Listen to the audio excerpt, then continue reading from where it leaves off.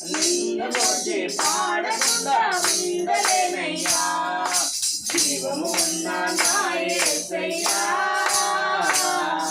నిన్ను ఆరాధించే నేను ధన్యుడనయ్యా, నిన్ను ఆరాధించే నేను ధన్యుడనయ్యా, నిన్ను ఆరాధించే నేను ధన్యుడనయ్యా, నిన్ను ఆరాధించే నేను ధన్యుడనయ్యా. స్తోత్రం స్తోత్రం స్తోత్రం స్తోత్రం స్తోత్రం స్తోత్రం స్తోత్రం. హల్లెలూయా హల్లెలూయా.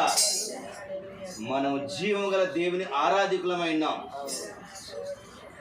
మనం సేవిస్తున్న దేవుడు సజీవుడు, నిన్న నేడు ఏకరీతిన గొప్ప దేవుడు. అలాంటి దేవదేవుని కలిగిన నిజంగా మనం ఎంతో ధన్యులము ధన్యులము. హల్లెలూయా.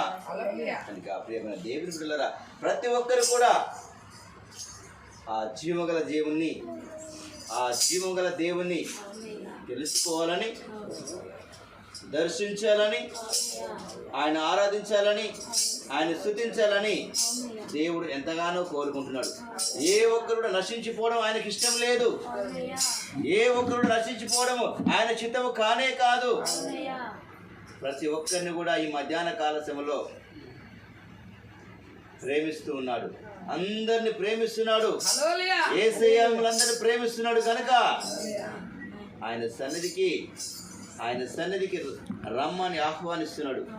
కనుక ప్రియమైన దేవుడులారా, ఈ మధ్యాహ్న కాల సమయంలో ప్రతి ఒక్కరు కూడా ఆయన ప్రేమను తెలుసుకొని, ఆయన నిజమైన దేవుడు తెలుసుకొని ప్రతి ఒక్కరు కూడా సొంత రక్షణగా అంగీకరించాలని ప్రభు చేస్తున్నా.